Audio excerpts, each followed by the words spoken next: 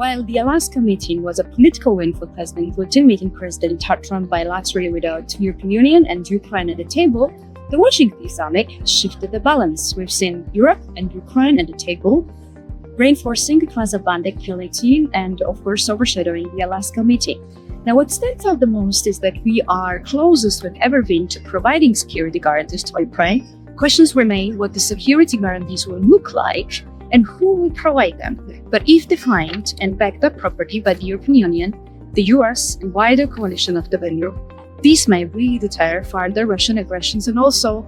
anchor Ukraine into the European security architecture. The question is whether the momentum we've seen over the past days will be enough to translate these words into the re-election, whether the EU leaders and President Trump will put sufficient pressure on Russia to reach a ceasefire and a deal that can be acceptable for both President Zelensky, President Putin,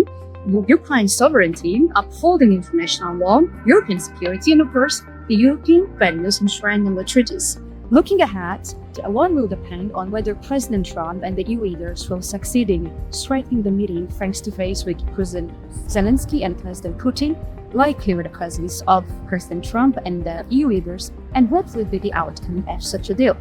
Bearing in mind, any deal with credible security guarantees will just be a cause for Putin to rearm and break the deal and do further aggressions as he has done hundreds of times. So the stakes cannot be any higher for Ukraine or Europe entirely, and it's important that the EU, together with the US and the wider coalition of the venue, will seize the momentum, will reach a ceasefire and the deal that could finally bring lasting peace to Europe.